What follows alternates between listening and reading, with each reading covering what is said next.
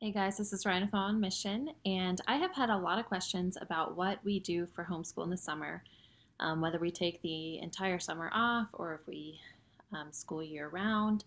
And so I thought I would do a video addressing that. And the answer is we kind of do a mix. We don't just completely stop doing school in the summer, but we definitely don't keep on with our regular curriculum. I try to get that wrapped up by the end of May so that we can have more of a laid back pace throughout the summer to give me time to kind of catch my breath and get some things done around the house that I need to that I can't do during the school year. And obviously take trips and play outside a lot and explore some of those other learning opportunities that we just can't really fit in during the school year. So how we choose to do that each year is kind of varied. This year we have chosen a loop schedule, and chances are if you're a homeschool mom you know what that is, but if not I will explain it to you. Um, well, let me tell you why I do it, and then I'll kind of tell you what it is. Um, the reason why you would do a loop schedule is so that, in a traditional schedule, you might say Mondays we do science, Tuesdays we do history, Wednesdays we do art, um, and it goes on like that. Well, what happens is if you, especially in the summer, if you all of a sudden get invited to the pool 3 Wednesdays in a row and you take your kids to the pool, well, then you've missed that certain subject. I don't remember what subject I said for Wednesday, but you've missed that 3 times in a row and you've done everything else 3 times. So, what a loop does is it kind of gives you the freedom to not be so rigid. It gives you the freedom to just, um, each time you sit down to do school, or you can do this with cleaning or whatever you want, um, you just move on to the next thing. And so there's no pressure of, oh, we didn't do this and we didn't do that. You just move on to the next thing each time. And because I like to be nice and complicated, I actually have a loop within a loop on my summer schedule, which I'll show you in a moment. And so, what subjects we tend to stick to in summer are reading, because I'm a firm believer, like, read all the time, and you can't keep your kids from learning if they're reading. And then we do what I call a learning loop, which includes health, Latin, math, and handwriting. Latin, mainly because we didn't get through it all last year, this past school year, so I wanted to kind of keep going with that, and if it continues on to next school year, that's fine too. And same thing with health, we didn't quite finish out our curriculum with that. And then math and handwriting, we did finish our curriculum for that, but I just want them to keep sharp on those skills and not have any summer slide happening between now and August. So we have reading loop, learning loop, then we have memory loop. And these, again, are just things that I want them to keep fresh in their memory. They're super short. They're just songs and states and capitals, presidents, timeline, stuff like that, to just keep fresh in their memory so they don't lose that stuff. And then we have what I call our fun loop. And this is where we do things that my kids think are super fun but are actually learning. And we have on here cooking, puzzles and games, science, and art. And so cooking, I have like a kids snack cookbook, so we're going to try to work through some of that this summer.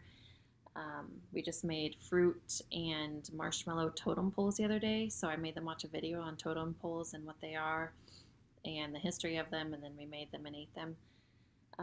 Puzzles and games kind of speaks for itself. And then science, we have a whole bunch of different like little lab kits and science explorer sets that we've gotten for Christmas and birthdays and stuff, and we've only used about half of them. So we just take the summer to kind of go through some of those, and they love doing that. And then art, today they watched a video on Art Hub for Kids, I think is what it's called, and or Art Kids Hub, I don't know, something like that. It's a YouTube channel, and I can link it down below. But and they just go through and teach them how to draw different things. Sometimes I just give them a bunch of scrap paper and glue and scissors and let them go to town. Later on, I think we're going to start working on some watercolor techniques. But it's just like kind of a fun exploratory time for them. And then last but not least, we have our Bible loop. And the two things we have in there are Who is God, which is the curriculum we started this past school year that we didn't quite finish. And then Voice of the Martyrs, which is just a publication put out that talks about the different missionaries around the world and the trials they face and the victories they have, and different ways we can pray for them. And the reason why I don't have more on the Bible Loop is that each evening we have Bible reading and stuff, so it's not like this is all we do in Bible. So I've kind of gone over what subjects we have and why we do those. And now I'm going to kind of show you how this works. And please don't be afraid to ask questions if you don't understand, because it is kind of a weird setup. So in true fashion, I had to laminate it so that we can write on it and erase, and it's going to be really hard to keep the glare off of there. But daily, I have up here, daily they have to do independent reading, and they have to do the Bible reading challenge that is put on by our church. And then up at the top, under the title, you'll see those letters, and those correspond with the different subjects. So each time we sit down and have school time, which sometimes is 30 minutes, sometimes it's 2 hours, just depending on what our day looks like, we go on to the next letter. So the last thing we did was reading. So the next time we would do Bible. And then we might get Bible and language and learning and memory all done. And then the next day we might only do reading. So it doesn't matter how many of those I go through, but we just go to the next thing and then go to the next thing, go to the next thing until our time's up. And then the next day we would pick it up on the next thing. So then whatever letter you're on, so like Bible, you start here. And then when I did that, I would check it off. So we would do Who is God? I would check it off. And then the next time that B came up on our loop, then we would go to the next thing that's not checked. So the next time we do reading, we would do a read aloud. So on our reading loop, we have read aloud, poetry, nonfiction, read aloud, book of virtues, and classic shorts. I have a book of short stories that we're going to read out of. So then once a whole line is checked, then you erase them, like we've done Who is God and Voice of the Martyrs already. So I erase those, and then we would start back at the top.